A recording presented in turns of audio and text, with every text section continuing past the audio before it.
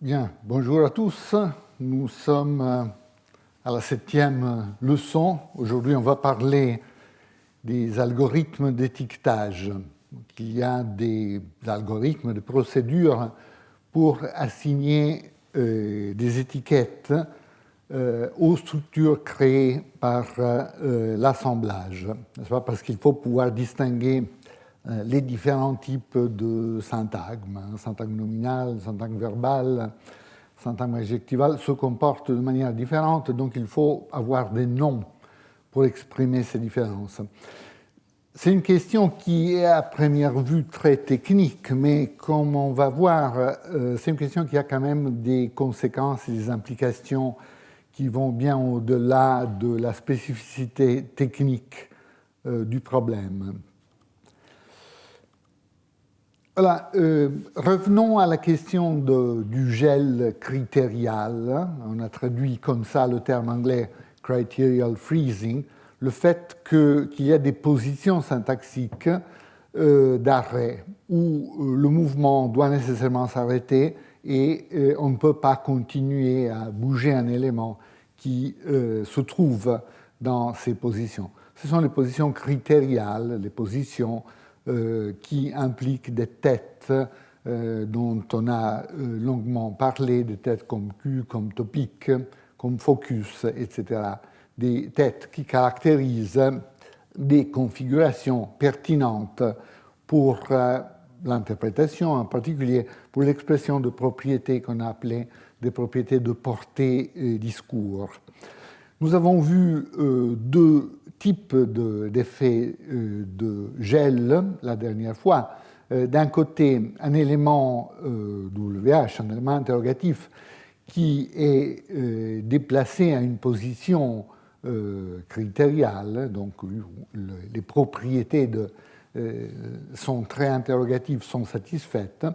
Eh bien, un tel élément ne peut pas continuer le mouvement. Donc, par exemple, en anglais, si vous obtenez une structure comme I wonder which book John read, donc je me demande quel livre Jean a lu, on ne peut pas continuer le mouvement de which book. On ne peut pas obtenir des choses comme which book do you wonder John read, par exemple.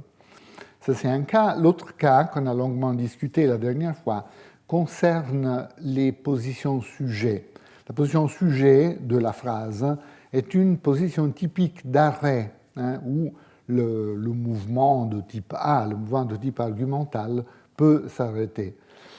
On a proposé un critère sujet qui exprime cette propriété de aboutness en anglais ou de à propos de, fondamentalement, le fait que le prédicat exprime ou présente un événement comme étant à propos du sujet, une propriété interprétative qui est exprimée dans la position sujet.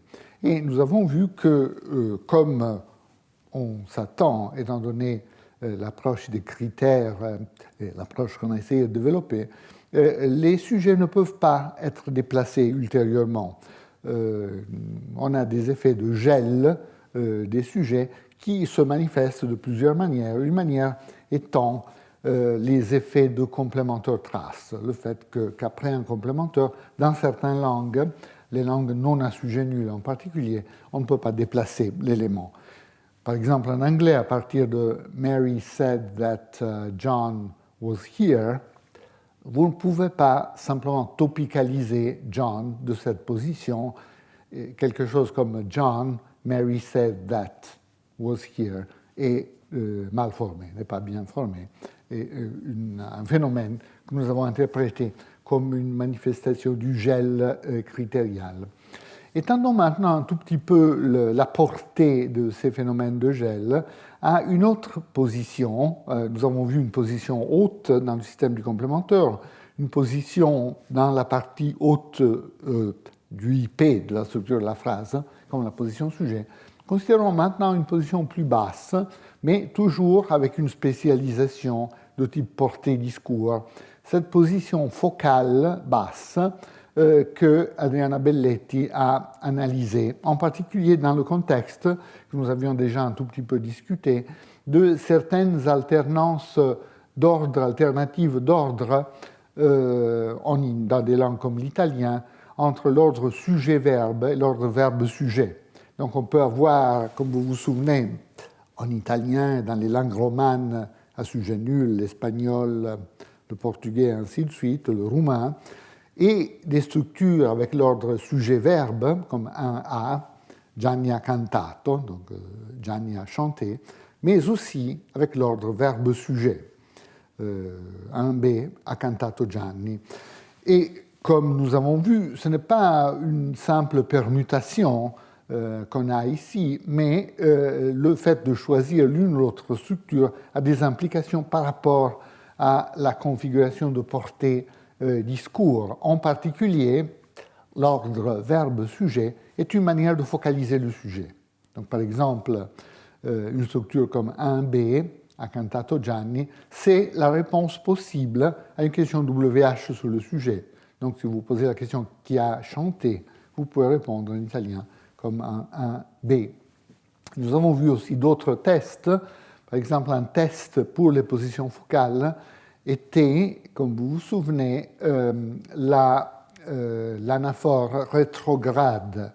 Donc, le fait d'avoir un pronom qui précède l'élément nominal, et le pronom se réfère à l'élément nominal, mais cette possibilité n'est pas accessible si l'élément nominal est un élément focal.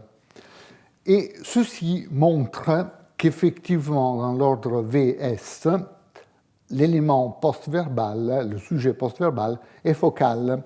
Regardez les exemples en deux. De A, alla sua festa, Gianni ha cantato, donc à sa fête, Gianni a chanté. Ici, la fête peut bien être la fête de Gianni. Donc, vous pouvez interpréter sua, le possessif, comme se référant à Gianni, exactement comme en français, à sa fête, Gianni a chanté. Tout à fait possible d'avoir cette interprétation.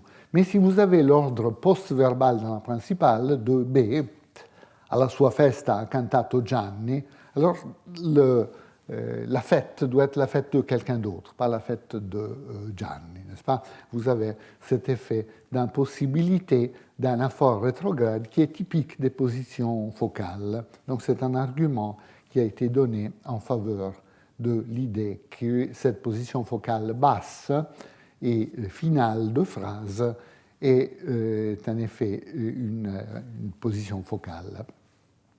Alors, si c'est une position focale, on s'attend à ce qu'il y ait un critère de focus satisfait dans cette position, et donc on s'attendrait à avoir des effets de gel. Est-ce qu'on peut tester des effets de gel dans cette position? À première vue, c'est difficile parce que, disons, pour voir les effets de gel, il faut qu'une position soit obligatoire. Si elle est obligatoire, on est forcé de déplacer un élément par cette position, donc on peut voir si l'élément peut ou ne peut pas continuer son mouvement. Mais cette position focale basse est une position optionnelle, on peut la prendre ou ne pas la prendre. Donc en principe, c'est difficile d'imaginer une possibilité de tester le fait de gel, parce qu'on pourrait toujours ne pas prendre cette position, et donc on ne verrait rien. Il faut donc chercher une construction où cette position focale basse soit obligatoire. Et en effet, cette construction existe. Et c'est une construction copulaire. On a déjà brièvement mentionné ces deux types de construction copulaire, suivant la terminologie d'Andrea Moro, qui a longuement travaillé sur ces constructions.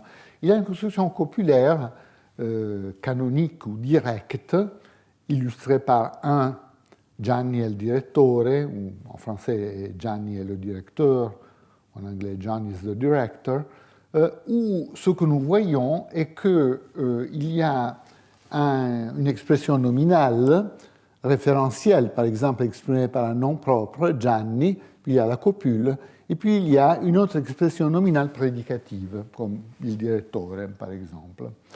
Et la structure inverse est caractérisée, ou inversée, est caractérisée par l'inversion de ces deux expressions nominales, comme en deux, il direttore è Gianni.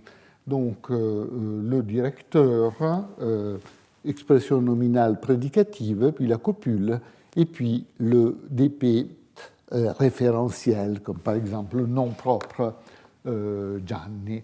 Cette inversion est assez curieuse. Normalement, on ne peut pas faire ce genre de choses. Par exemple, on ne peut pas prendre un sujet et un objet et les invertir tout simplement en obtenant une structure bien formée. Donc il s'agit de comprendre qu'est-ce qu'il y a de spécial dans les structures copulaires qui permet cette structure, qui permet cette inversion.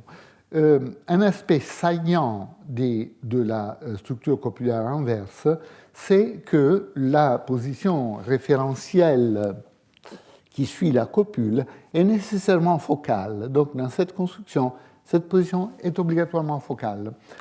On peut montrer ça en utilisant notre test de l'anaphore rétrograde, par exemple. Prenez les phrases 1', nella foto della sua classe, donc sur la photo de sa classe, Gianni è il più bello. Ici, Gianni, disons la classe peut être la classe de Gianni. Mais si vous avez la structure copulaire inverse de prime, nella foto della sua classe, il più bello è Gianni. Ici, ça doit être une autre classe, la classe de quelqu'un d'autre dont nous avons parlé avant. Donc, le test de l'anaphore rétrograde nous montre que dans la structure copulaire inverse ou inversée, le DP référentiel est nécessairement focal. Ceci peut être montré par plusieurs types de tests dans plusieurs langues. Par exemple, Caroline Haycock s'est occupée de cette question en regardant plusieurs constructions copulaires directes et inversées dans plusieurs langues.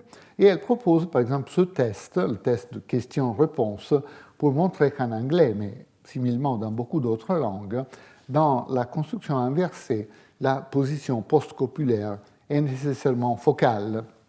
Exemple, un A, on pose une question sur l'expression nominale référentielle. Who is the culprit, John or Bill?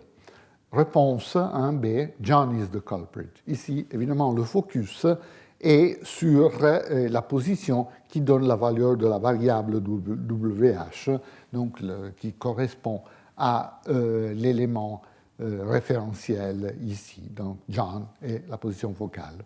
Ou bien on peut poser la question sur le DP prédicatif. Par exemple, en un contexte comme 2A, Tell me about John. Ici, the culprit or the victim. Donc, la réponse ici va porter sur le DP prédicatif et vous pouvez très bien répondre en anglais 2B. John is the culprit étant l'expression focale ici. Mais si vous prenez la construction inversée, il y a une asymétrie. Vous pouvez très bien utiliser la construction inversée pour focaliser l'élément référentiel post-copulaire, donc 1'A, who is the culprit, John or Bill? Vous pouvez très bien répondre 1'B, the culprit is John, tout à fait possible. Mais si vous posez une question sur le DP prédicatif, et vous avez donc le DP référentiel comme topical, disons, ou en tout cas information donnée, de prime A, tell me about John. Ici, the culprit or the victim. Ici, vous ne pouvez pas du tout utiliser la construction inverse pour mettre le focus sur le DP prédicatif. Donc, de prime B, the culprit is John, impossible dans ce contexte. Bien sûr, dans un autre contexte, il serait tout à fait possible, mais ici, vous ne pouvez pas le faire. Et la raison est évidemment que, puisque nous avons vu, pour des raisons indépendantes, dans la structure copulaire inversée, la position post-copulaire est nécessairement focale, vous ne pouvez pas avoir le focus sur une autre position. On peut se poser la question, pourquoi? Pourquoi est-ce que dans cette construction inversée, on a nécessairement la focalisation sur l'élément post-copulaire? Une réponse possible, celle que je voudrais maintenant vous présenter, fait appel à un principe de localité que nous connaissons déjà, un principe d'intervention comme la minimalité relativisée, et suggère que ce caractère nécessairement focal de la position postcopulaire dans les constructions inversées est une manière pour surmonter un problème de localité qui se présenterait autrement. Pourquoi?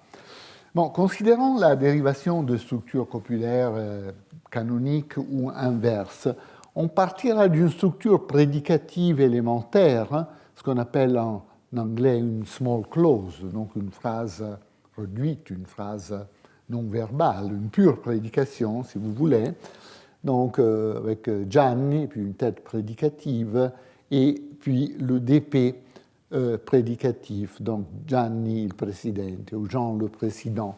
On peut voir ce type de configuration sélectionnée par certains verbes, par exemple des verbes comme croire, peuvent avoir une small clause de ce type directement sélectionnée. Vous pouvez dire des choses comme je crois Jean le président, je considère Jean le président, par exemple, n'est-ce pas? Cette structure peut aussi être le complément d'un verbe copulaire comme être, et là, vous pouvez directement dériver la structure copulaire directe en déplaçant le DP référentiel à la position canonique de sujet pour obtenir Gianni est le presidente ou Jean est le président, par exemple. Maintenant, comment dériver la construction inverse? On pourrait dire, on part de la même structure sous-jacente et puis on déplace cet autre élément à la position sujet. Mais certainement, cette dérivation n'est pas bien formée. Pourquoi? Parce qu'il y a une violation de la localité. Vous voyez ici ce type de mouvement, comme la position sujet, on l'a vu la dernière fois, attire un élément nominal et l'attraction concerne l'élément nominal le plus proche. Un tel type de mouvement directement de la position finale, disons, à la position sujet, violerait la localité parce qu'il y aurait un élément nominal plus proche, évidemment. Donc, cette dérivation, qui serait tout à fait directe de la construction inversée, n'est pas possible pour des raisons de localité. L'idée qu'on peut considérer est que la focalisation nécessaire du DP lexical, du DP référentiel, est une manière pour contourner la localité. Les choses pourraient se passer de cette manière. On pourrait d'abord, à partir de notre configuration small clause, disons, de base, d'abord focaliser le sujet, focaliser le DP référentiel dans la position focale basse de Belletti. Ensuite, il pourrait y avoir une réorganisation des éléments. Ce type de réorganisation qui a été beaucoup étudié récemment par Chris Collins et d'autres, sous le nom introduit par Chris Collins, smuggling. Smuggling, c'est un autre terme qui rappelle un peu Ross, mais pour une fois, ce n'est pas un terme qui a été inventé par Ross. Vous vous souvenez, Ross a inventé tous ces termes extrêmement riches en imagination. Smuggling, ça veut dire en anglais contrebande, essentiellement. Donc, vous comprendrez pourquoi il y a cette sorte de métaphore. En tout cas, en utilisant ce terme, on se réfère à des réorganisations dans l'ordre des éléments prédicatifs dans la structure basse de la phrase. Et il y a un livre tout récent, édité par Adriana Belletti et Chris Collins, qui porte sur cette opération. C'est l'opération de réorganisation qu'on voit, par exemple, de manière très directe dans la construction causative dans les langues romanes. Vous pensez à la construction causative en français, par exemple, vous partez de quelque chose comme Jean a fait en sorte que Pierre a lavé la voiture. Dans la construction causative, laver la voiture se déplace à la gauche du sujet de la subordonnée. Et vous obtenez une structure comme Jean a fait laver la voiture à Pierre, ou Jean a fait laver la voiture par Pierre, avec ce mouvement du prédicat verbal, en ce cas subordonné. Et puis Collins montre dans un travail classique que ce type de réorganisation a lieu typiquement dans le passif et dans d'autres configurations. Alors, on pourrait penser que ce type d'opération peut s'appliquer ici. Dès une fois qu'on a focalisé le sujet, ce qui reste de la structure prédicative peut être déplacé à une position intermédiaire, ici, avant la position focale. D'ailleurs, c'est le type d'opération qui peut s'appliquer dans les langues comme l'italien quand vous avez la focalisation du sujet dans une structure transitive, où vous pouvez obtenir l'ordre, plutôt marqué mais possible, verbe, objet, sujet, VOS. Donc quelque chose comme a risolto il problema Gianni, donc a résolu le problème Gianni, donc Gianni étant focal, et résolu le problème peut se déplacer à gauche. Donc on voit ici une manifestation de cette opération. Une fois que cette opération s'est appliquée, maintenant quelque chose devrait être attiré à la position sujet canonique de la phrase. Ici, rien n'empêche le déplacement et l'attraction du DP prédicatif, ce qui permettra l'ordre inversé, le presidente è Gianni ou le président est Gianni. Donc vous voyez que dans cette manière de voir les choses, la focalisation obligatoire qui caractérise la construction inversée, la construction copulaire inversée, est un moyen pour contourner la violation de la localité. Donc d'abord, vous éliminez, pour ainsi dire, le sujet de la small clause, ensuite vous déplacez la small clause, et ensuite vous pouvez déplacer en position sujet canonique le DP prédicatif sans qu'à aucun pas il y ait une violation de la localité. Ça, c'est une possibilité. Il y a d'autres possibilités, bien sûr, mais comme la mécanique dérivationnelle est assez intéressante, j'ai passé un peu de temps à la discuter. Maintenant, donc, si nous avons cette position focale obligatoire, on peut tester les effets de gel. Donc, est-ce que dans cette configuration, le président est Gianni, par exemple, peut-on déplacer l'élément focal, Gianni? La réponse est non. Par exemple, si vous essayez de déplacer dans une construction clivée le sujet dans la construction directe, donc vous partez de Gianni è il presidente, vous pouvez dire sans problème è Gianni che è il presidente. Mais si vous partez de la construction inverse, il presidente è Gianni, comme il avait été observé encore dans les années 80 par Giuseppe Longobardi et puis Andrea Moro a beaucoup travaillé sur cette construction, quand vous avez la construction inversée, il est totalement impossible, donc à partir de cette construction, de déplacer l'élément focal post-copulaire. Donc quelque chose comme è Gianni che il presidente è, c'est Jean que le président est, tout à fait impossible. Donc on voit ici une manifestation du gel critérial. Nous avons cet élément qui est en position focale, la position focale basse. Nous essayons ensuite de le déplacer à une position comme la position clivée et nous obtenons un résultat qui n'est pas possible. Donc de cette manière, nous avons testé un troisième contexte de gel critérial, en plus par rapport au cas de la construction interrogative où nous ne pouvons pas déplacer l'élément interrogatif à partir d'une configuration critériale, de la position sujet canonique, disons, et maintenant nous voyons aussi cette position focale basse qui a le même comportement. Donc nous avons trois types de gel.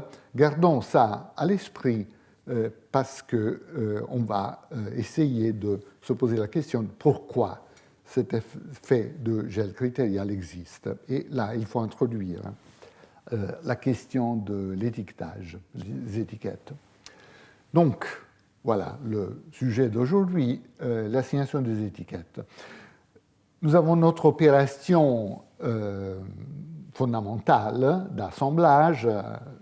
On assemble A et B, on crée cette structure élémentaire. Et maintenant, il faut assigner une étiquette à ce qu'on obtient parce que, comme je disais, les syntagmes se comportent de manière différente. Les syntagmes nominaux, les syntagmes verbaux ont des comportements différents. Donc il faut des noms qui caractérisent ce comportement différent. Dans une conception parcimonieuse de l'assemblage, l'opération en tant que telle n'introduit pas une étiquette, n'a pas le pouvoir de faire autre chose que de mettre ensemble deux éléments. Donc il faut que l'étiquette de cette structure soit héritée par l'un ou l'autre des éléments qui sont en jeu dans l'assemblage. Donc cette configuration sera ou bien un A ou bien un B. En d'autres termes, l'un des deux éléments soumis à l'assemblage est l'élément qui projette, qui donne l'étiquette, et c'est ce qu'on appelle la tête de la construction. Donc si vous faites un assemblage, je ne sais pas, d'un verbe et d'un nom, rencontrer Marie, vous les assemblez, vous obtenez une entité verbale, un syntagme verbal. Donc il faut que le nom projette ici. Considérons un instant les structures créées par l'assemblage par rapport aux structures de notation X-bar que vous connaissez peut-être à partir des cours d'introduction. Donc, dans une configuration X-bar, il y a une tête, par exemple un verbe, qui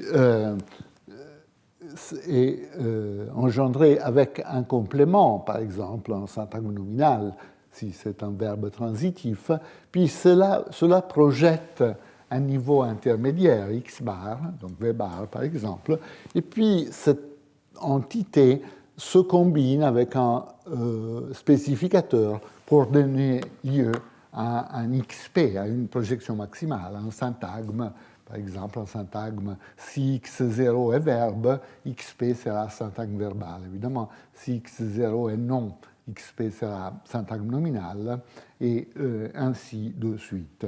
Donc si vous pensez à ce type de configuration et comment elle est réalisée par merge ou par l'assemblage, vous voyez que le schéma X-bar correspond à deux applications de l'assemblage. D'abord, la tête se combine avec un éventuel complément, et puis l'ensemble tête-complément se combine avec le spécificateur. Remarquez que cette représentation est plus pauvre par rapport à la représentation X-bar.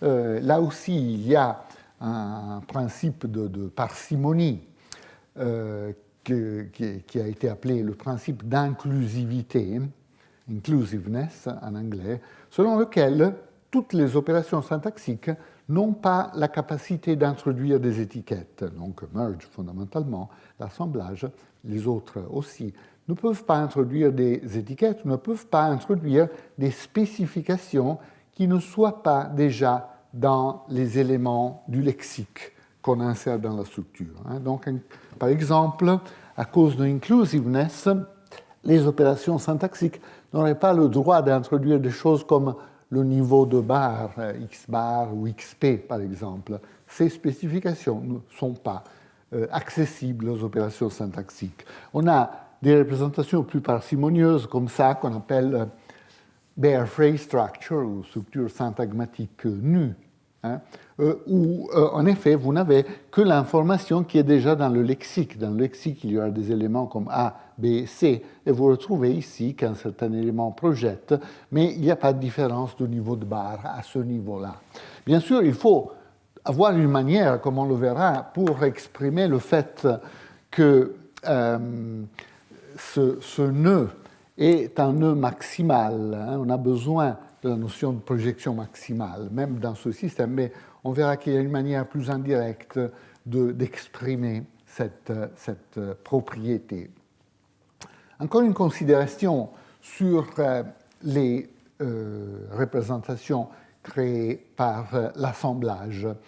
On a donné comme acquis, on n'a pas vraiment discuté le fait que merge ou assemblage est une opération binaire. C'est une opération qui prend deux éléments et qui les met ensemble. En effet, là, il y a une hypothèse empirique, une découverte empirique importante qui est due à Richard Kane, qui, déjà au début des années 80, avait montré que les structures syntaxiques sont systématiquement binaires.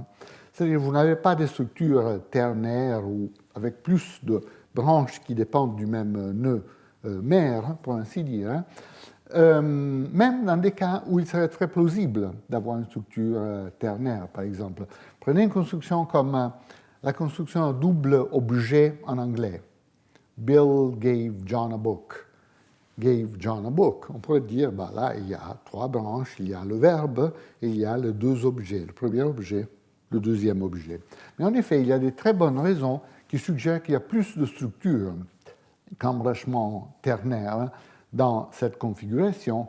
Et en particulier, on peut montrer que le premier objet dans Bill gave John a book s'écommande asymétriquement le deuxième objet. Donc, il est plus haut dans la structure. On peut le montrer par plusieurs tests. Par exemple, Bars et Lasnik avaient observé que certaines opérations sensibles à la sécommande montrent que le premier objet est plus haut dans la structure que le deuxième. Par exemple, 1b, Bill showed every boy his father. Jean a montré à chaque enfant son père. Hein. S'il faut, on peut jouer dans une langue romane parce qu'on n'a pas de construction en double objet. Hein. Là, le datif, disons, dans la langue romane, est le premier objet. Là, every boy doit pouvoir s'écommander le possessif, his, pour avoir l'interprétation en variable liée. Donc, pour avoir l'interprétation for every boy, Bill showed, for every boy X, Bill showed X to X's father. Pour avoir cette interprétation où his fonctionne comme une variable liée, la sécommande est essentielle, on le sait, toutes sortes de cas et d'exemples. Donc, il y a ces commandes et il n'y a pas de ces commandes dans l'ordre contraire. Donc, si vous avez Bill showed his boy every father, ça c'est une structure possible, mais c'est une structure possible si his se réfère à Bill, par exemple, et donc n'a rien à voir avec la structure quantifiée every father, mais l'interprétation où his fonctionne comme variable liée par every n'est pas du tout possible. Donc, ce qui suggère que his boy est dans une position plus haute par rapport à every father, ce qui montre qu'une structure ternaire ne serait pas possible ici. De manière encore plus simple, ça peut être montré par les anaphores de A, I showed John himself. Je montrais à Jean lui-même, quelque chose comme ça. Difficile à traduire ça en français. En tout cas, ça c'est possible, mais de B, I showed himself John, pas possible. Donc, encore une fois, le premier objet s'écommande asymétriquement le deuxième objet. Ce qui a amené à postuler des structures binaires plus complexes, comme celles que vous voyez ici, où les 2 objets sont respectivement le spécificateur et le complément d'une tête verbale, V, et puis il y a une autre tête verbale, ce qu'on appelle petit v, qui prend l'agent, n'est-ce pas, l'agent de toute la structure dans son spécificateur. Mais en tout cas, dans ces représentations, qui sont strictement binaires, vous voyez que le premier objet s'écommande asymétriquement le deuxième objet. Donc ça, c'est simplement un type de données empiriques qui suggère que l'hypothèse de Kane est correcte. Il faut effectivement faire l'hypothèse que les structures sont systématiquement binaires, même dans le cas où une structure ternaire, etc., pourrait être plausible. Donc, l'assemblage doit être binaire, et on pourrait dire, peut-être l'assemblage doit être binaire parce que c'est l'opération minimale qui a le pouvoir expressif nécessaire pour les langues naturelles, n'est-ce pas? Parce qu'un assemblage unaire, un assemblage qui prendrait un seul élément, fondamentalement, clairement n'aurait pas le pouvoir expressif désiré pour les langues naturelles, qui est de mettre ensemble des mots. Si vous n'avez au moins la possibilité de mettre ensemble 2 mots, vous pouvez engendrer une structure qui a une très grande profondeur, mais avec un seul élément, fondamentalement. Ce serait l'assemblage unaire, qui évidemment ne serait pas le type de procédure récursive qui est nécessaire pour les langues humaines. Ici, ça vaut peut-être la peine de discuter brièvement une question conceptuelle intéressante. Il y a une sorte de conflit ou tension entre deux notions de simplicité. Si vous parlez à un spécialiste de disciplines formelles, de logique, mathématiques, etc., il vous dira que la notion de simplicité pertinente correspond à la notion d'absence de contrainte. Ça, c'est une manière possible de concevoir la simplicité, n'est-ce pas? Quelque chose qui n'a pas de contrainte est très simple. Si vous rajoutez des contraintes, vous avez quelque chose de plus complexe. Alors, on pourrait dire, de ce point de vue, l'assemblage NR est la forme la plus simple, parce qu'il n'y a pas de contrainte. Il n'y a pas en particulier la contrainte que l'opération soit nécessairement binaire. Donc on pourrait dire, peut-être l'opération la plus simple imaginable d'assemblage est l'assemblage NR. Mais il y a un autre sens de simplicité qui clairement suggère que l'assemblage binaire est l'opération la plus simple. C'est le sens de simplicité comme opération qui a des exigences minimales en termes de ressources computationnelles. L'opération qui prend moins de ressources computationnelles. Alors, il est clair qu'un assemblage binaire prend moins de ressources computationnelles qu'un assemblage NR, en particulier parce que, comme on le verra dans 2 minutes, un assemblage NR exigerait n espaces de travail, n endroits en mémoire où caser, stocker temporairement des structures syntaxiques élaborées pour pouvoir ensuite les assembler.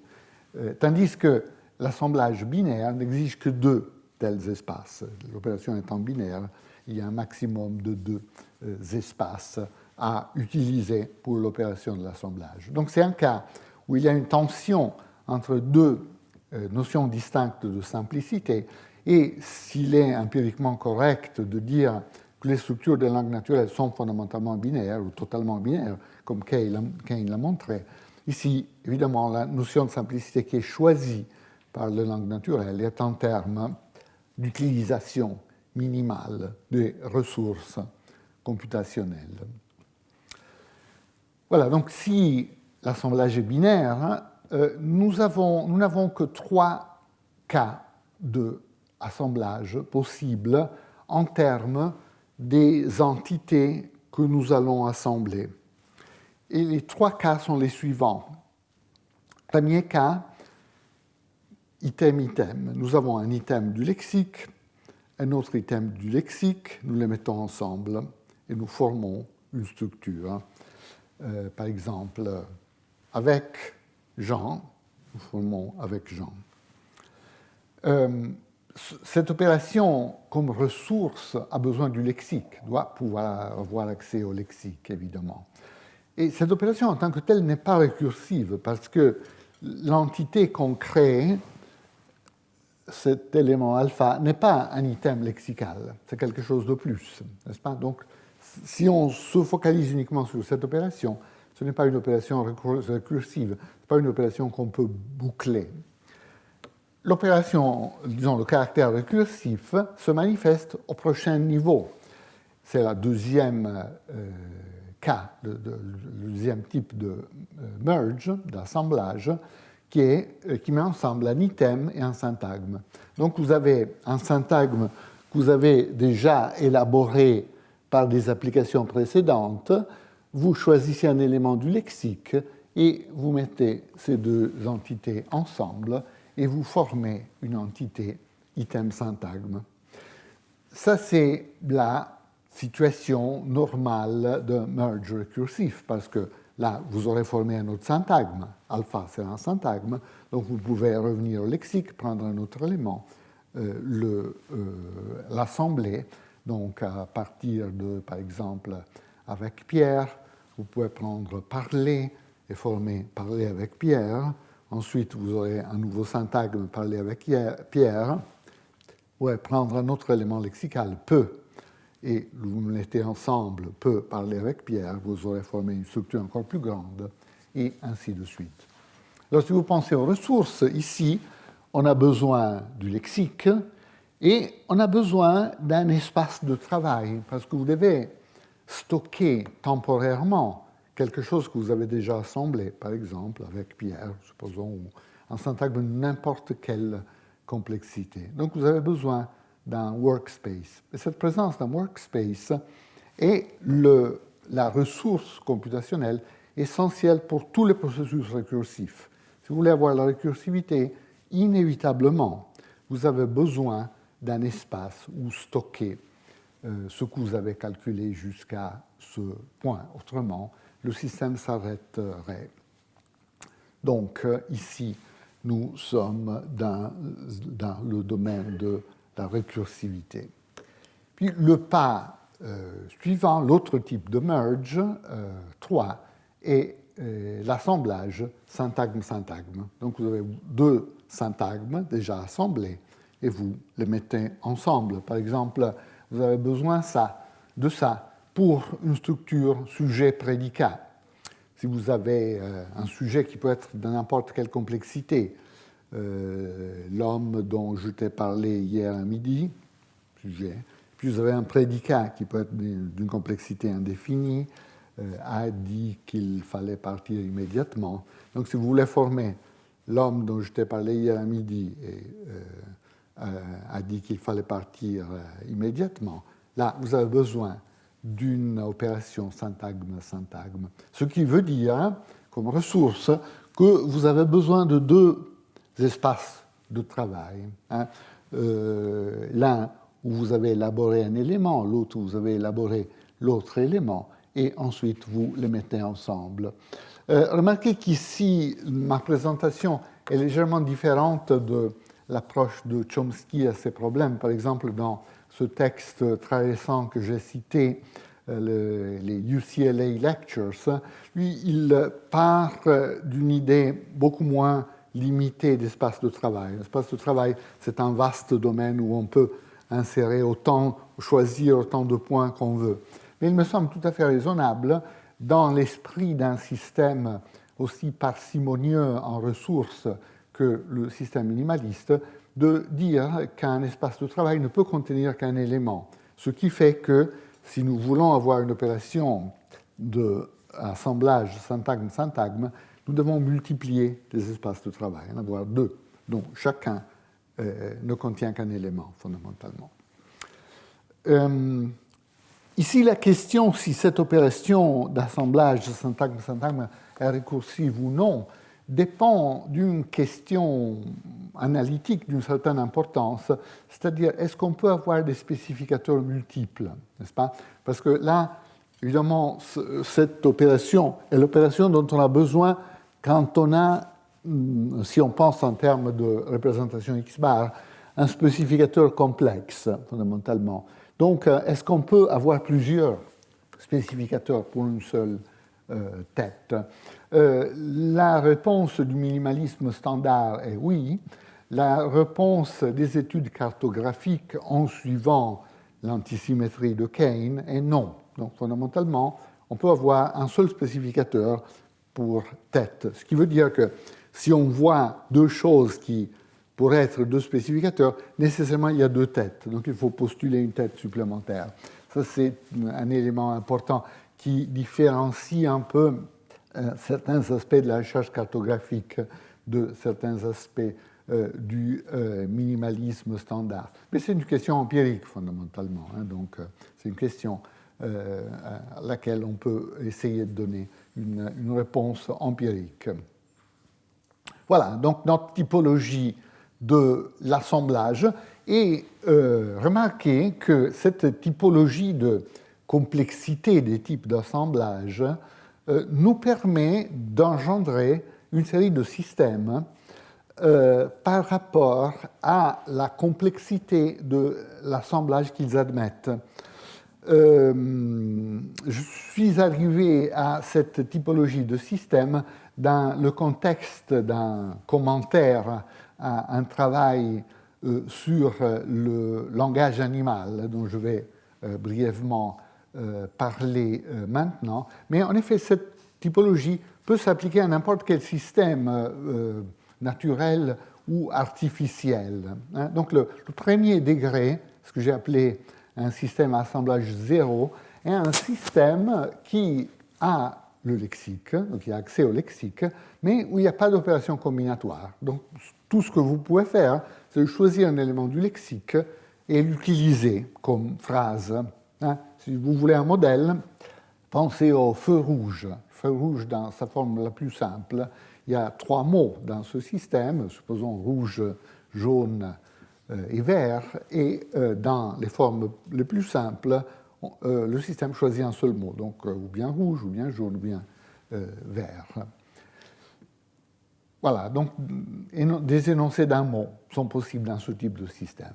Puis, il y a un premier niveau de complexité, assemblage de type 1, un système qui a accès au lexique et à l'assemblage non récursif item-item, premier niveau d'assemblage. Donc, ce système permet des énoncés d'un mot, évidemment, parce qu'on peut toujours choisir un élément du lexique et s'arrêter là, ou bien le système de 2 mots, parce que vous pouvez faire l'assemblage de 2 mots, mais à ce point, le système s'arrête.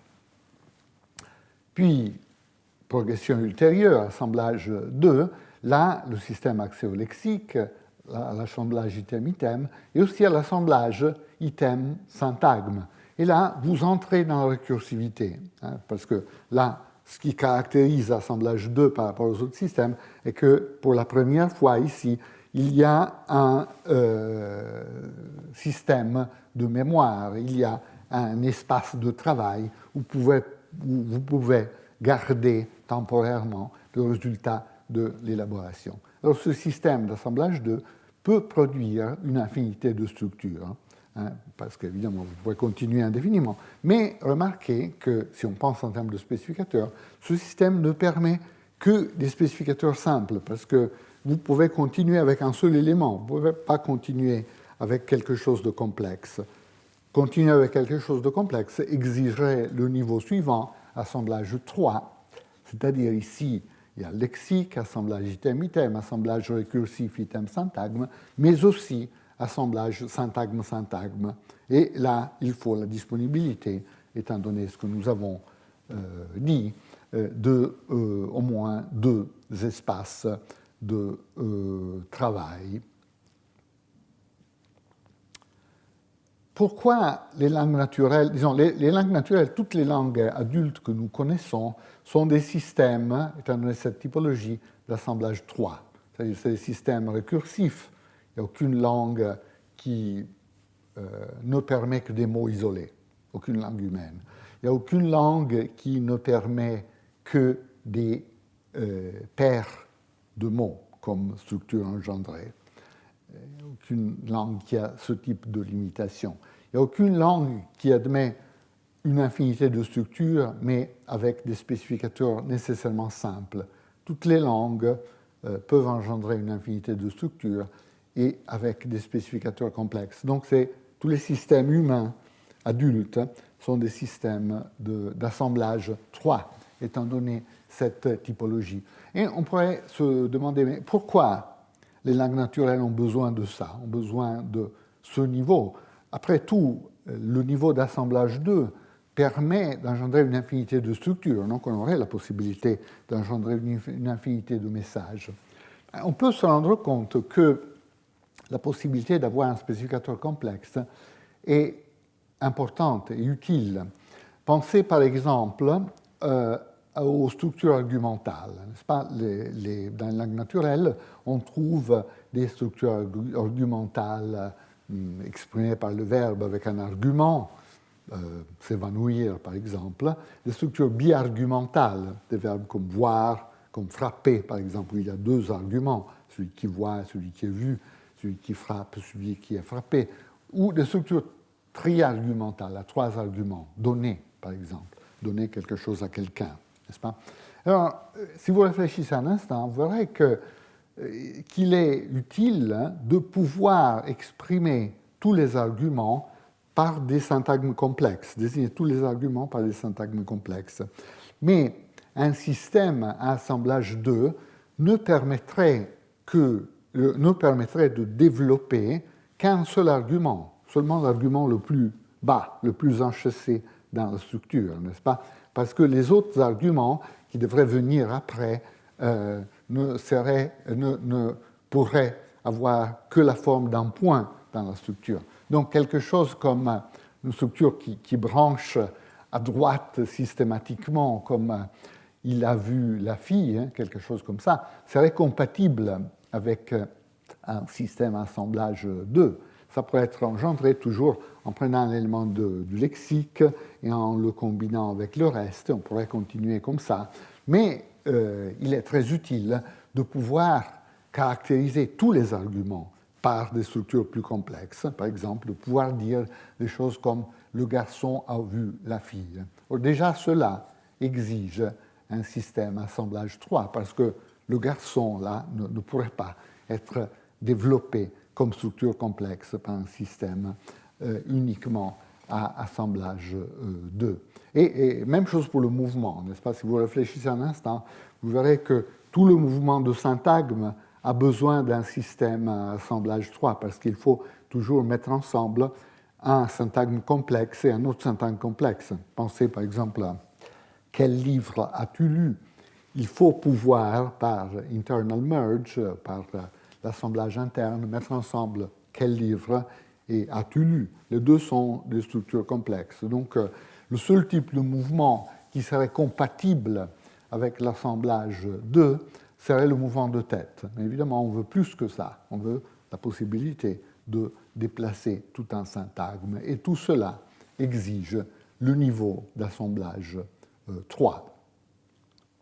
Voilà, donc les langues naturelles ont ces caractéristiques, mais la typologie peut se révéler utile pour étudier n'importe quel système combinatoire, évidemment, mais en particulier pour essayer d'étudier l'ontogénèse et potentiellement aussi la phylogénèse des langues naturelles.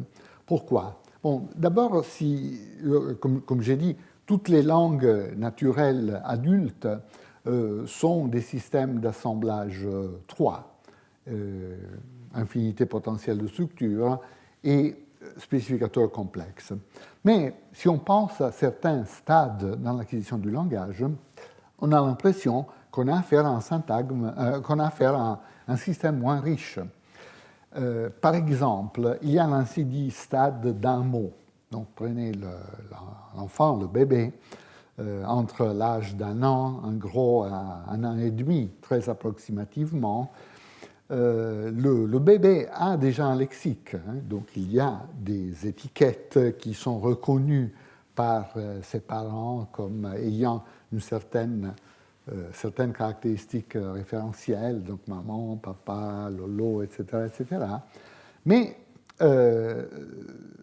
l'enfant peut avoir à cet âge, un an plus quelques mois, un lexique de quelques dizaines de mots, mais il ne met pas ensemble. Donc ces énoncés sont des mots isolés. C'est pour cela qu'on parle de stade d'un mot, fondamentalement.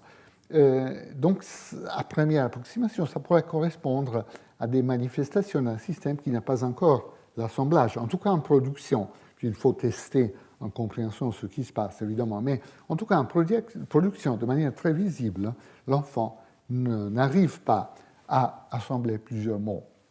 Il y a aussi un stade, mais qui est beaucoup moins bien défini, de 2 mots dans les études traditionnelles de développement du langage, et là on pourrait penser que ça correspond au stade où justement l'enfant met ensemble 2 éléments, mais n'a pas accès à des formes plus sophistiquées de l'assemblage. Bon, tout ça est évidemment attesté en détail dans les études d'acquisition. Je vais parler un peu d'acquisition dans la dernière leçon, mais pas directement dans le contexte de ces propriétés, mais ça vaut certainement la peine d'explorer ces propriétés de l'acquisition. Ce que je voulais dire est que si on regarde les systèmes de communication animale, en particulier les systèmes de communication de nos cousins, les primates non humains, on a bien l'impression que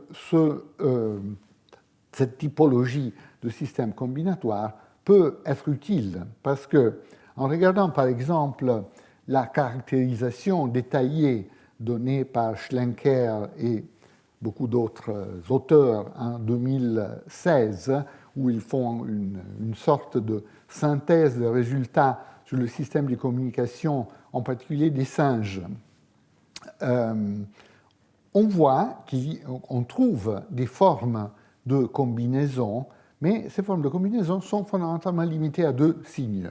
Donc il n'y a pas plus que cela. Donc ça ressemble beaucoup à cette idée d'assemblage au stade 1 sans propriété récursive. Donc là, voilà, donc cet article a été écrit par Schlenker et une bonne vingtaine d'auteurs. Le premier Schlenker, le dernier Zuberbühler, et au milieu, il y a une autre vingtaine de personnes. Et ils ont regardé en particulier les systèmes de différents types de sarcopithèques, puis les mondes de Campbell, etc., sarcopithèque Diane, et ainsi de suite. Et on voit que dans ces systèmes qui sont très différents, et où il y a des lexiques qui peuvent arriver à une certaine richesse, à plusieurs éléments, il y a des combinaisons qui sont indiquées en gras ici, mais qui sont toujours limitées à 2 éléments. Donc ici, crack, ou, hoc, ou. Excusez-moi, ma prononciation du langage démon n'est peut-être pas parfaite, mais en tout cas, c'est ce qu'ils produisent. Et puis également, les sarcopithèques Diane produisent des combinaisons de certains signes avec où l'ordre est pertinent. Donc on ne peut pas avoir l'ordre opposé fondamentalement. Donc il y a des propriétés qui ressemblent un peu à ce que nous trouvons dans les langues naturelles, mais avec cette limitation. Il n'y a rien de récursif dans ces systèmes. Donc ça pourrait suggérer que cet assemblage au stade 1 est une sorte de précurseur de l'assemblage que nous voyons dans les langues humaines. Ce scénario est apparemment assez différent de l'hypothèse qui a été faite par Chomsky et Berwick dans leur livre de 2016, Why Only Us, où ils essayent de caractériser pourquoi le langage humain a certaines caractéristiques uniques. Et fondamentalement, leur réponse est que merge, l'assemblage, ne se trouve que dans les langues humaines. Ils considèrent l'assemblage comme un phénomène unitaire, donc automatiquement et nécessairement récursif. Ce que j'ai suggéré ici est un tout petit peu différent. J'ai essayé de dissocier merge et la récursivité et dire qu'il y a des formes rudimentaires de l'assemblage qui ne sont pas récursives, et c'est seulement à partir du moment où on introduit d'autres ingrédients dans la computation, en particulier cet espace de mémoire, cet espace de travail, que le système devient récursif. Donc la propriété cruciale, responsable de ce que Ian Tattersall, le paléanthropologue Ian Tattersall, a appelé « the great leap forward », donc le grand pas en avant que notre espèce a fait peut-être entre 100 000 et 50 000 ans, il y a entre 100 000 et 50 000 ans, et pourrait être lié effectivement à l'accessibilité d'une procédure récursive qui est merge dans la conceptualisation de Chomsky et Berwick et que dans ma conceptualisation pourrait être liée à la récursivité en admettant des cas d'assemblage rudimentaires non récursifs. L'idée qu'il peut y avoir des formes d'assemblage non récursives n'est pas si bizarre que ça, après tout, parce que si on regarde dans le langage, dans différents sous-systèmes du langage, on trouve des sous-systèmes où on a des structures hiérarchiques, donc des structures où on met ensemble des éléments, mais qui ne sont pas récursives. Par exemple, pensez à la structure de la syllabe. La structure de la syllabe a une configuration hiérarchique qui ressemble beaucoup à un arbre syntaxique, n'est-ce pas? Vous avez une attaque qui se combine avec une rime, et la rime qui est constitué d'un noyau, une sorte de tête vocalique de la syllabe, et d'une coda. Mais tout ça n'est pas récursif. Ce système est évidemment hiérarchique parce que le noyau est attaché plus en bas par rapport à l'attaque, par exemple. Donc on a bel et bien une structure hiérarchique, mais pas récursive, parce que les ingrédients de la syllabe ne sont pas des syllabes eux-mêmes. Donc c'est bien différent par rapport au schéma X-bar, qui a la même forme, hein, mais là, le spécificateur et le complément sont eux-mêmes des manifestations du schéma X-bar. C'est ça qui manifeste la récursivité du schéma X-bar. Tandis que là, nous avons une forme de structure hiérarchique, donc une forme vraisemblablement d'assemblage entre des composantes plus élémentaires, mais qui n'est pas caractérisée par une structuration récursive. Voilà, enfin, nous pouvons arriver aux étiquettes. Nous avons dit assemblage qui se manifeste avec la typologie que nous avons proposée et assemblage qui doit être accompagné par un algorithme d'assignation des étiquettes. Ici, à ce niveau de discussion, j'adopte simplement l'idée sur l'algorithme d'étiquetage proposé par Chomsky en 2013, un article publié en Lingua en 2013.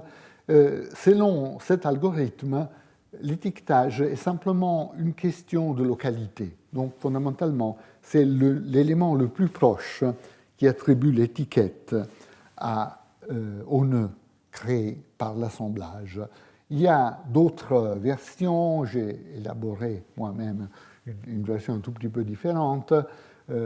Cecchetto et Donati, donc Carlo Cecchetto et Caterina Donati ont proposé dans un livre intéressant d'il y a quelques années un autre type d'algorithme d'étiquetage. Donc il y a tout un débat sur cette question, mais ici, pour cette illustration, je vais me limiter à adopter la version de Chomsky.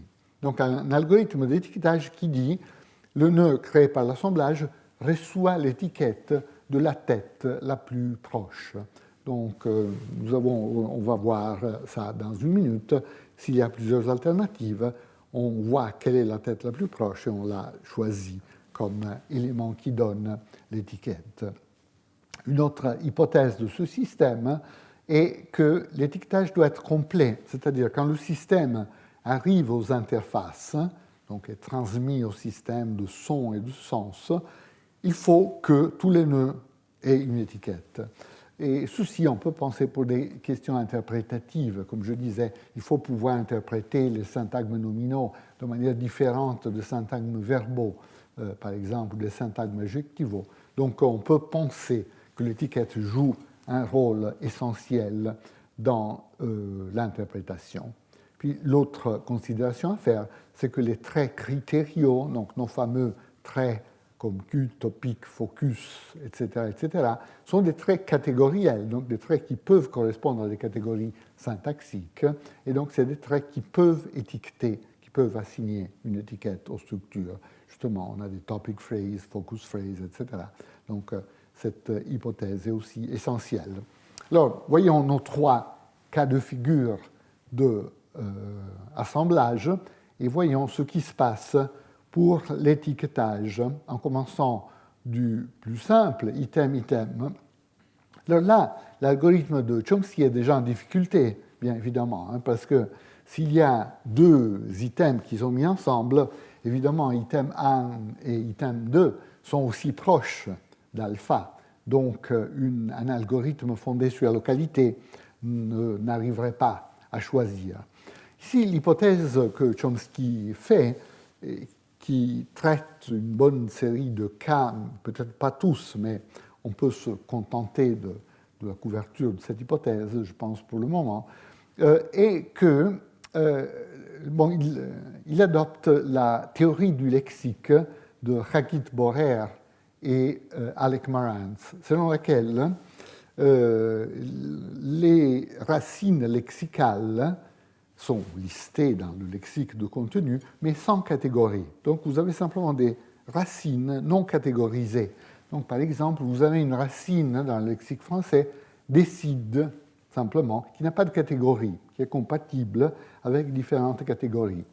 Et c'est seulement quand vous l'assemblez avec un categorizer, donc un élément catégorisateur, petit v, petit n, petit a, etc., qu'il deviendra un nom ou un verbe, un adjectif. Donc cette racine plus v donnera lieu au verbe décider, par exemple. Cette racine plus le catégorisateur n donnera lieu au nom décision, ainsi de suite. Donc, si dans le cas central de assemblage item-item, l'un de ces deux éléments n'a pas de catégorie, évidemment c'est l'autre qui gagne. C'est toujours le catégorisateur qui assigne la catégorie.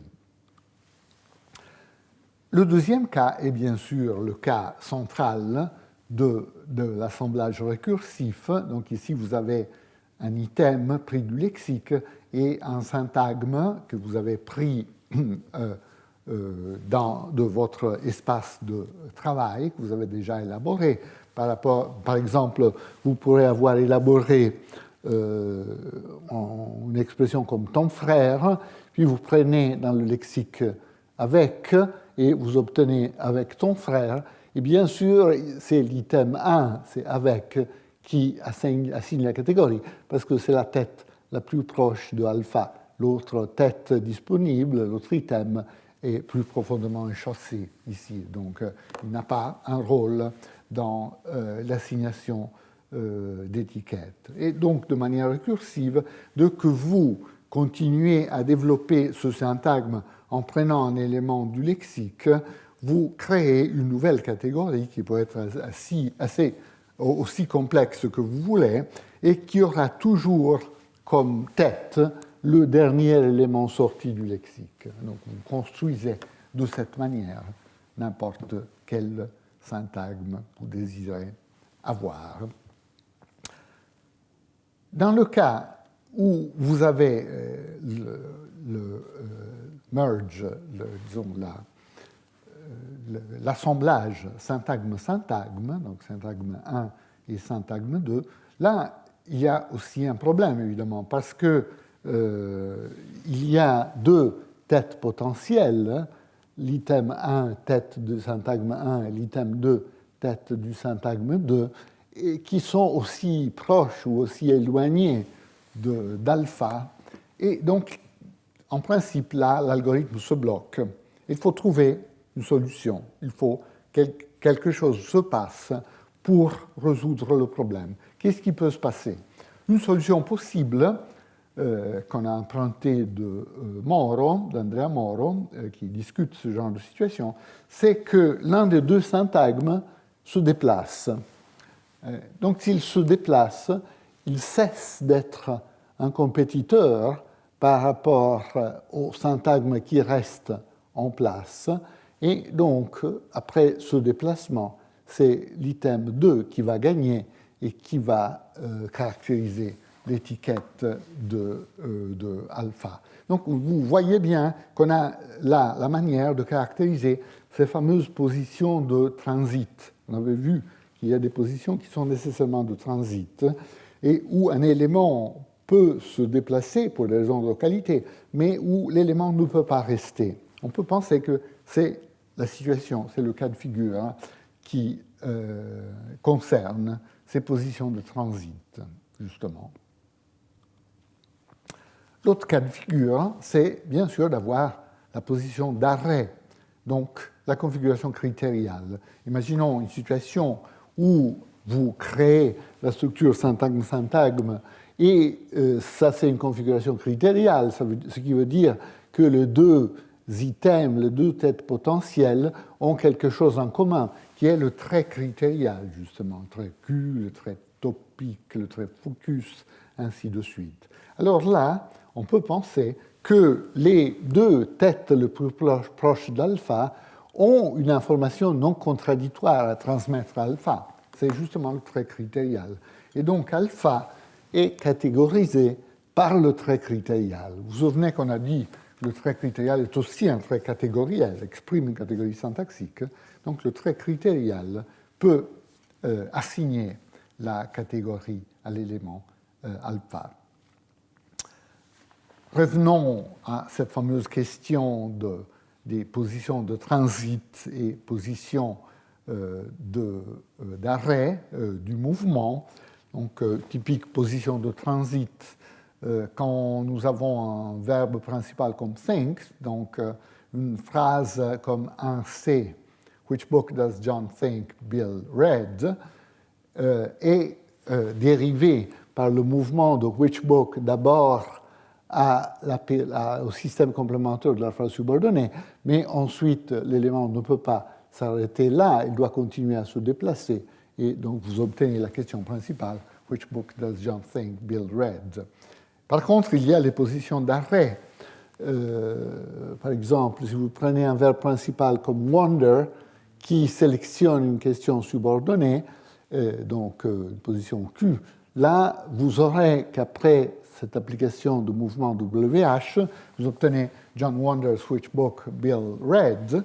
Et ici, nous avons une configuration critériale, donc l'élément peut bien rester dans cette position, non seulement, mais il y a l'effet de gel, donc il ne peut pas continuer. Alors voyons comment exprimer ces deux cas de manière plus précise, de transit et de gel, en termes de labeling, en termes d'étiquetage.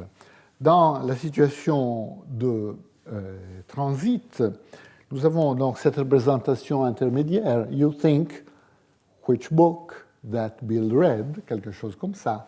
Là, l'élément ne peut pas rester dans cette position parce que ces deux éléments donnent des indications contradictoires par rapport à l'assignation d'une étiquette à ce nœud alpha. Donc, si rien ne se passe, la structure sera rejetée parce qu'il y aura au moins un nœud sans catégorie. Mais ce qui peut se passer, bien sûr, le mouvement. Donc, c'est une position de transit. Ici, le mouvement s'applique.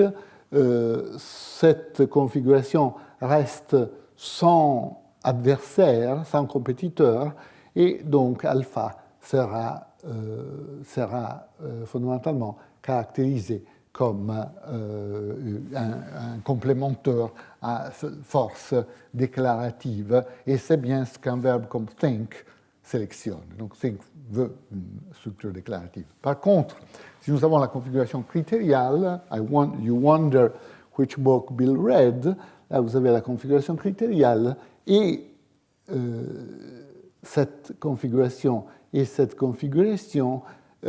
donne des indications convergentes, ce fameux trait critérial, à alpha, et donc alpha peut être catégorisé comme Q, donc comme question, comme projection de la tête de question, fondamentalement, et donc which book peut s'arrêter dans cette position. Mais comme nous le savons, l'effet est plus fort, c'est simplement qu'il peut s'arrêter, mais qu'il doit s'arrêter, n'est-ce pas? En d'autres termes, nous avons l'effet de gel, nous ne pouvons pas continuer avec un mouvement ultérieur. Comment caractériser cet aspect? Eh bien, il y a un principe qui est tellement évident qu'en général, on ne prend pas la peine de l'énoncer, mais en effet, il est utile de l'énoncer, que j'ai appelé maximalité, principe de maximalité, qui dit une chose assez banale, c'est-à-dire le mouvement des syntagmes ne peut que concerner des projections maximales.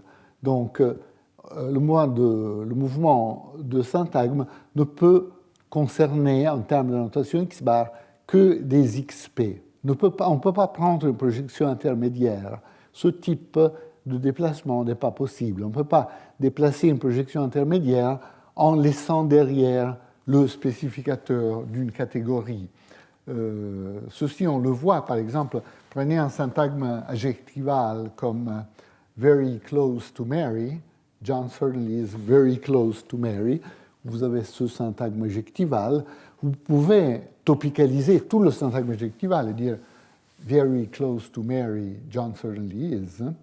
Mais vous ne pouvez pas déplacer seulement le abar close to Mary en laissant derrière le spécificateur very. Donc quelque chose comme close to Mary, John certainly is very, n'est pas possible. Pas possible. Donc vous avez besoin de prendre la projection maximale. Or, ceci est tout à fait évident. Puis, évidemment, il y a aussi le mouvement des têtes, mais ça, c'est autre chose. Pour le mouvement de syntagme, il faut prendre le syntagme maximal. Ceci est évident en termes de théorie X-bar. La maximalité est exprimée par l'étiquette, n'est-ce pas? Une étiquette comme ça, XP est maximale par définition, tandis que cette étiquette n'est pas maximale par définition. Mais si vous pensez à notre méthode nue, disons, notre représentation syntaxique nue au bare phrase structure, la représentation est moins riche parce que nous avons toujours le nœud A adjectif qui projette, et donc ce nœud A n'est pas immédiatement caractérisé comme maximal. Ce n'est pas quelque chose qu'on peut lire directement des étiquettes, n'est-ce pas? Néanmoins, on peut caractériser la maximalité de manière dynamique, pour ainsi dire. On peut penser à cette définition. On peut dire qu'un nœud A est maximal par rapport à un trait catégoriel F, si et seulement si le nœud qui domine immédiatement A n'a pas le trait F. Donc, en d'autres termes, ici, donc vous regardez par exemple cette occurrence de A n'est pas maximale parce que le nœud qui le domine immédiatement partage le même trait catégoriel, tandis que cette occurrence de A est maximale parce que le nœud qui le domine immédiatement est différent fondamentalement. Donc de cette manière, vous pouvez définir la maximalité. Et on peut définir de cette manière compatible avec le système de bare phrase structure un principe de maximalité de cette façon, dire que le mouvement de syntagme ne peut affecter que les expressions qui sont maximales par rapport à tous leurs traits catégoriels. Donc, si une catégorie, disons, une séquence de mots, un syntagme, n'est pas maximale par rapport à un certain trait catégoriel, vous ne pouvez pas le déplacer fondamentalement. Alors, vous voyez tout de suite que ceci donne le fait de gel critérial, parce que si nous avons notre configuration syntagme, et que le trait Q ici est celui qui donne l'étiquette à toute la structure qui est caractérisée donc comme une question, vous voyez bien qu'une fois cette opération d'étiquetage appliquée, dans les configurations critériales, le syntagme qui a été déplacé cesse d'être maximal. C'est une caractérisation dynamique ici, parce que le nœud qui le domine immédiatement a le même type d'étiquette, et donc cette structure cesse d'être maximale. Et donc, à cause du principe de maximalité, on ne pourra pas déplacer les éléments qui entrent dans les configurations critériales. Ceci est vrai aussi pour le sujet, mais regardons juste il faut conclure, regardons juste le cas du DP focal dans la configuration focale basse. Nous avons dit dans la première partie de cette leçon que dans la configuration de Precedent is John, où John est nécessairement focalisé pour les raisons que nous avons vues, pour l'histoire dérivationnelle complexe que ces structures copulaires inversées ont. Si cette position est focale, effectivement, on s'attend à ce qu'il y ait un effet de maximalité et donc de freezing, de gel dans cette position, parce que John, une fois qu'il est déplacé dans cette position, partage quelque chose avec l'autre syntagme avec lequel il entre en relation d'assemblage, la focalité, ce qui veut dire que le trait focus projette ici, donc nous aurons ici un focus phrase, et donc cet élément ne sera pas maximal par rapport au trait focal, et donc il ne pourra pas se déplacer ultérieurement. Donc on ne pourra pas avoir, par exemple, It is John that the president is, ce qu'on avait vu dans la première partie de la leçon. Et voilà donc les trois cas de gel que nous essayons de ramener de cette manière à l'algorithme d'étiquetage et au principe de maximalité, mais bien sûr, ça a été aussi un prétexte pour voir toutes sortes d'autres choses, à part les effets techniques qui concernent ces structures. Donc, pour conclure cette leçon, on a donc vu trois effets de gel critérial dans les systèmes du CP, du IP et du VP.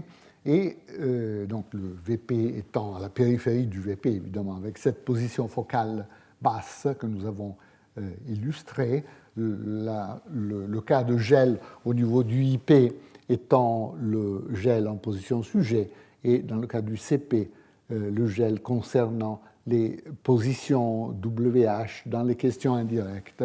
Ceci nous a amené à étudier la typologie de l'assemblage et le rôle de l'espace du travail qui, selon la manière que j'ai proposé de voir les choses, est l'aspect crucial qui permet l'application récursive d'une règle, en particulier l'application récursive de l'assemblage. Et nous avons essayé de considérer très brièvement quelques implications ontogénétiques et même phylogénétiques de ce type de système. Puis nous avons introduit l'algorithme d'étiquetage basé, suivant l'approche de Chomsky, sur la localité.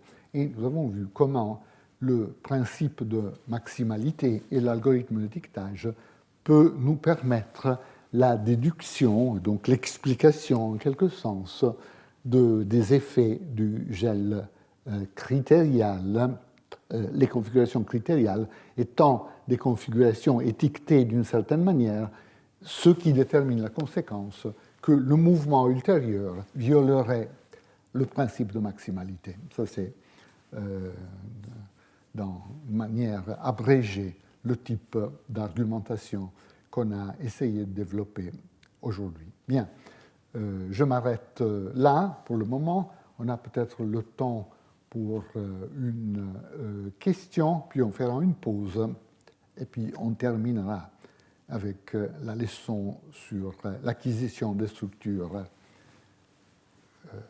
des structures syntagmatiques, en particulier des structures cartographiques. Voilà, donc je m'arrête. Question? Oui.